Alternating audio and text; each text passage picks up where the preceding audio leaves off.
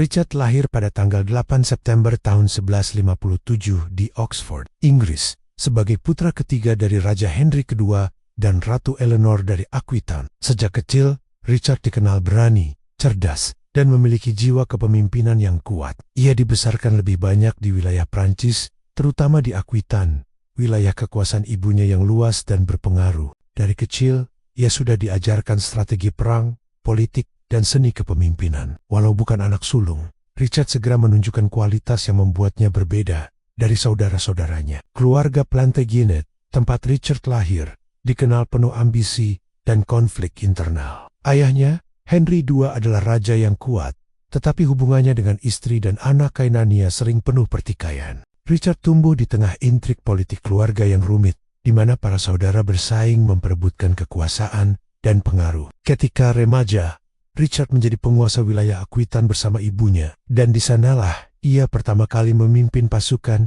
serta menunjukkan kemampuan militernya.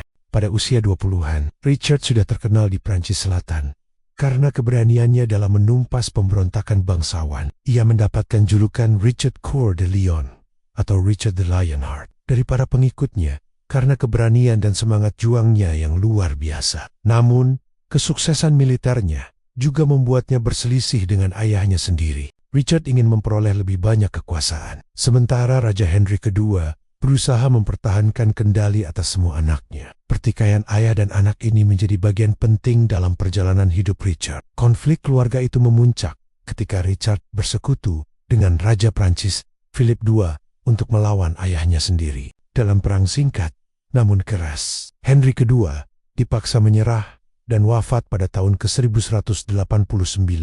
Setelah kematian sang ayah, Richard naik tahta sebagai Raja Inggris pada usia 31 tahun. Meski menjadi Raja Inggris, Richard lebih menghabiskan hidupnya di benua Eropa dan di medan perang ketimbang di tanah kelahirannya sendiri. Dari sinilah kisah kepahlawanan sekaligus kontroversinya dimulai.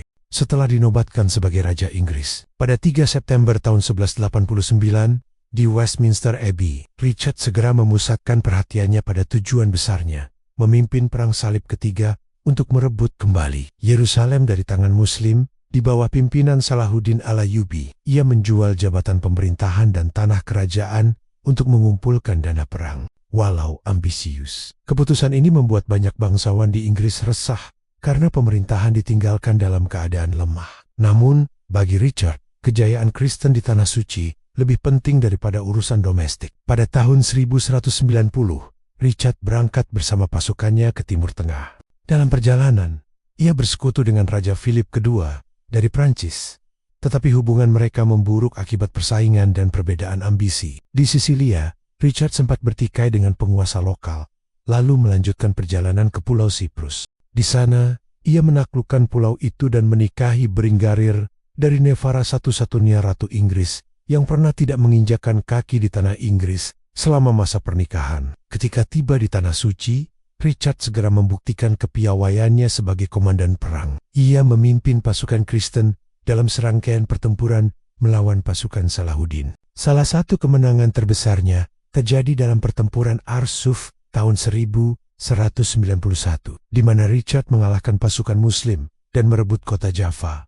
Keberaniannya di medan perang menginspirasi banyak tentara Kristen dan membuatnya dihormati bahkan oleh musuh-musuhnya. Namun, meski sukses dalam beberapa pertempuran, Richard gagal merebut kembali Yerusalem. Kedua pihak akhirnya sepakat untuk mengadakan gencatan senjata pada tahun ke-1192. Perjanjian itu memberikan akses aman bagi peziarah Kristen ke Tanah Suci, meskipun Yerusalem tetap berada di bawah kendali Muslim. Hubungan antara Richard dan Salahuddin kemudian dikenal penuh rasa hormat. Keduanya mengagumi keberanian dan kehormatan masing-masing. Richard kemudian memutuskan untuk kembali ke Eropa setelah 3 tahun penuh peperangan. Dalam perjalanan pulang ke Inggris pada akhir tahun 1192, nasib buruk menimpa Richard. Kapalnya karam karena badai di Laut Adriatik, memaksanya menyamar dan menempuh perjalanan darat melalui wilayah musuh. Namun penyamarannya terbongkar di Austria, dan ia ditangkap oleh Leopold V. Adapoti Austria, yang menyimpan dendam karena Richard pernah menghina benderanya di Tanah Suci.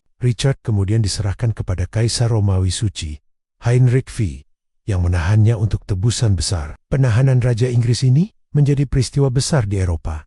Kaisar menuntut tebusan sebesar 150.000 mark perak, jumlah luar biasa besar pada masa itu. Di Inggris, rakyat bekerja keras mengumpulkan uang dengan pajak berat dan sumbangan gereja untuk membebaskan rajanya. Sementara itu, adik Richard, John Lackland, bersekongkol dengan Philip II dari Prancis untuk merebut takhta selama Richard masih ditawan. Pengkhianatan ini memperumit situasi kerajaan yang sudah lemah. Setelah hampir 2 tahun dalam tahanan, akhirnya tebusan yang diminta dibayarkan, dan Richard dibebaskan pada Februari tahun 1194. Saat kembali ke Inggris, ia disambut dengan penuh sukacita oleh rakyat yang setia kepadanya. Namun, Richard hanya tinggal sebentar di Inggris. Ia memaafkan adiknya John, tetapi tidak melupakan pengkhianatannya. Richard lebih tertarik memperkuat wilayahnya di Prancis dan melanjutkan perjuangan politik melawan Raja Philip II. Richard segera kembali ke daratan Eropa untuk melindungi wilayah kekuasaannya di Normandia dan Aquitaine dari serangan Prancis. Ia menghabiskan sisa hidupnya di medan perang,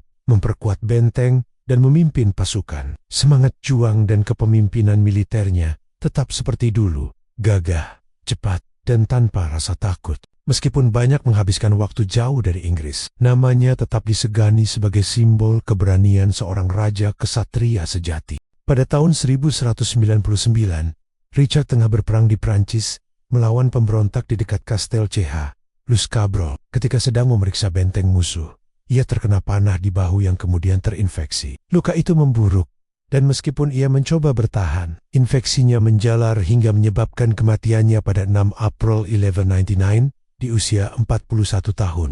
Sebelum meninggal, Richard memaafkan pemanah yang melukainya, menunjukkan jiwa kesatria yang ia pegang hingga akhir hayatnya. Setelah wafat, tubuh Richard dimakamkan di Biara Fontevraud di Prancis, di samping ayahnya Raja Henry II dan ibunya Ratu Eleanor. Jantungnya dikuburkan secara terpisah di Katedral Rouen, simbol cintanya terhadap Normandia. Kematian Richard meninggalkan kekosongan besar di Eropa, karena ia dianggap sebagai salah satu raja terhebat dan paling pemberani di zamannya. Warisan Richard the Lionheart bertahan lama dalam sejarah dan budaya. Ia dikenal sebagai raja yang lebih mencintai perang daripada pemerintahan, tetapi keberaniannya menginspirasi banyak generasi. Dalam legenda, ia digambarkan sebagai raja ideal, pemberani, adil, dan memiliki kehormatan tinggi. Namun, dalam sejarah nyata, Richard juga dikritik karena meninggalkan kerajaannya terlalu lama dan membebani rakyat dengan pajak berat untuk membiayai perangnya. Meski begitu,